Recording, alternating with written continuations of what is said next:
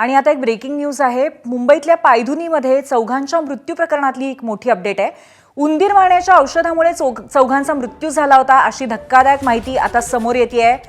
चौघांच्या शरीरामध्ये झिंक फॉस्फाइडचे अंश सापडलेले आहेत।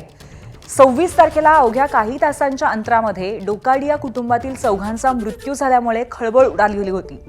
11 दिवसांनी अखेर या प्रकरणाचा छडा लागलाय। सुरुवातीला कलिंगड खाल्ल्यामुळे मृत्यू झाल्याबद्दल माहिती मिळालेली होती, परंतु आता मात्र या संदर्भात आणखीन वेगळी माहिती समोर येते। आपले प्रतिनिधी सचिन गाड आपल्याला अधिक माहिती देतील। सचिन, विषबाधेसंदर्भात संशय आलेला होता, आता त्याच्यावरती शिक्कामोर्तब झालं असं म्हणायचं का?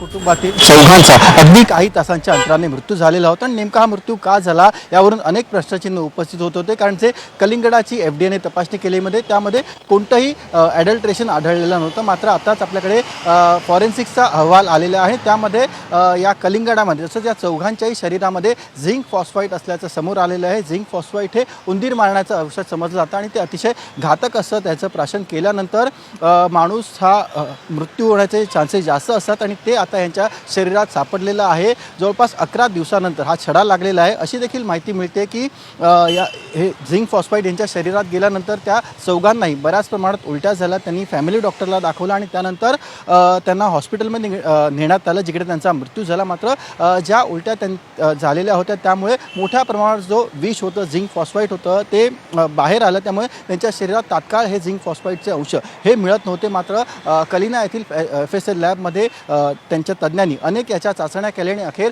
हे स्पष्ट झालेलं आहे की त्यांच्या शरीरात झिंक फॉस्फाईड होतं। उंदीर मारण्याच्या औषधाने या चौघांचा मृत्यू झालेला होता। आता यामागे नेमकं हे झिंक फॉस्फाईड कसं गेलं हे त्यांना त्यांच्या हे मास आत्महत्या आहे का की यामागे काही वेगळी कारणं आहेत, याचा सध्या पोलिसांकडून आता तपास सुरू करण्यात आलेला आहे। पूर्वी तपासाची दिशा आणखीन पोलिसांनी काही सांगितलेली आहे का की कशा पद्धतीने पुढचा तपास आता होण्याची शक्यता आहे? नक्कीच आता विषबाधा झालेली आहे। उंदीर मारण्याच्या औषधाने या चौघांचा मृत्यू झालेला आहे। त्यामुळे आता कोणत्याही प्रकारचं ॲडल्ट्रेशन किंवा नैसर्गिक हा मृत्यू नाही आहे, अनैसर्गिक मृत्यू आहे। त्यामुळे कोणी ना कोणी यांना, या चौघांनाही किंवा यांना अशा प्रकारे उंदीर मारण्याचं औषध देऊन त्यांना मारलेलं आहे किंवा मग ही आत्महत्या केली आहे। त्यामुळे आता सगळ्याच दृष्टीने पोलिसांचा तपास सुरू आहे। ज्या डोकाडिया कुटुंब होतं ते कोणत्या तरी त्यांच्यावरती कोणतं फायनान्शियल त्यांना बर्डन होतं का किंवा मग यामागे काही वेगळी कारणं आहेत, या सगळ्याचा आता पोलिसांकडून तपास सुरू करण्यात आलेला आहे। पूर्वी नक्कीच सचिन, धन्यवाद तुम्ही दिलेल्या माहितीबद्दल। एबीपी माझा, उघडा डोळे बघा नीट।